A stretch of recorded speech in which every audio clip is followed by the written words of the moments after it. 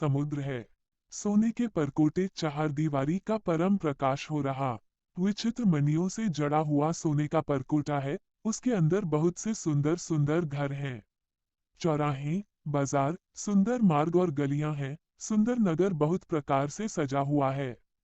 हाथी, घोड़े, खच्चरों के समूह तथा पैदल और रथों के समूहों को कौन गिन सकता है। अनेक रूपों के राक्षसों के दल हैं। उनकी अत्यंत बलवती सेना वर्णन करते नहीं बनती। वन, बाग, उपवन, बगीचे, फुलवाड़ी, तालाब, कुएं और बावलियां सुशोभित हैं। मनुष्य, नाग, देवताओं और गंधर्वों की कन्याएं अपने सौंदर्य से मुनियों के भी मन को मोह लेती हैं।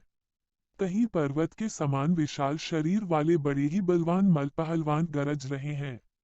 वे अनेकों अखाड़ों में बहुत प्रकार से भिड़ते और एक दूसरे को ललकारते हैं। भयंकर शरीर वाले करोड़ों योद्धा यत्न करके बड़ी सावधानी से नगर की चारों दिशाओं में सब ओर से रखवाली करते हैं। कहीं दुष्ट राक्षस भैंसों, मनुष्यों, गायों, गधों और बकरों को खा रहे हैं। तुलसीदास ने इनकी कथा इसीलिए कुछ थोड़ी सी कही है कि ये निश्चय ही श्री रामचंद्र जी के बाण रूपी तीर्थ में शरीरों को त्याग कर परमगति पावेंगे।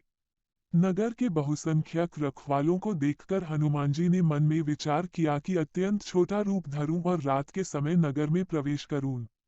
हनुमान जी मच्छर के समान छोटा सा रूप धारण कर नर रूप से लीला करने वाले भगवान श्री रामचंद्र जी का स्मरण करके लंका को चले। लंका के द्वार पर लंकिनी नाम की एक राक्षसी रहती थी। वह बोली, मेरा निरादर करके बिना मुझसे पूछे कहाँ चला जा रहा है। हे मूर्ख, तूने मेरा भेद नहीं जाना। जहां तक जितने चोर हैं वे सब मेरे आहार हैं। महाकपि हनुमान जी ने उसे एक धूंसा मारा, जिससे वह खून की उल्टी करती हुई पृथ्वी पर लुक पड़ी। वह लंकिनी फिर अपने को संभाल कर उठी और डर के मारे हाथ जोड़कर विनती करने लगी। वह बोली, रावण को जब ब्रह्मा जी ने वर दिया था, तब चलते समय उन्होंने मुझे राक्षसों के विनाश की यह पहचान बता दी थी कि जब तू बंदर के मारने से व्याकुल हो जाए, तब तू राक्षसों का संहार हुआ जान लेना हे तात।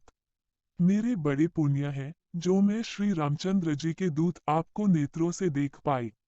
हे तात, स्वर्ग और मोक्ष के सब सुखों को तराजू के एक पलड़े में रखा जाए, तो भी वे सब मिलकर दूसरे पलड़े पर रखे हुए उस सुख के बराबर नहीं हो सकते, जो लव क्षण मात्र के सत्संग से होता है। अयोध्यापुरी के राजा श्री रघुनाथ जी को हृदय में रखे हुए नगर में प्रवेश करके सब काम कीजिए।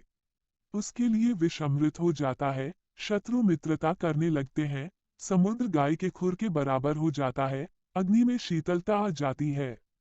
और हे गरुड़ जी, सुमेरु पर्वत उसके लिए रज के समान हो जाता है, जिसे श्री रामचंद्र जी ने एक बार कृपा करके देख लिया। तब हनुमान जी ने बहुत ही छोटा रूप धारण किया और भगवान का स्मरण करके नगर में प्रवेश किया। उन्होंने एक एक प्रत्येक महल की खोज की, जहां तहां असंख्य योद्धा देखे। फिर वे रावण के महल में गए। वह अत्यंत विचित्र था, जिसका वर्णन नहीं हो सकता। हनुमान जी ने उस रावण को शयन किए देखा, परंतु महल में जानकी जी नहीं दिखाई दी। फिर एक सुंदर महल दिखाई दिया। वहां उसमें भगवान का एक अलग मंदिर बना हुआ था। वह महल श्री राम जी के आयुध धनुष बाण के चिन्हों से अंकित था। उसकी शोभा वर्णन नहीं की जा सकती। वहां नवीन नवीन तुलसी के वृक्ष समूहों को देखकर कपिराज श्री हनुमान जी हर्षित हुए। लंका तो राक्षसों के समूह का निवास स्थान है। यहाँ सज्जन साधु पुरुष का निवास कहाँ। हनुमान जी मन में इस प्रकार तर्क करने लगे।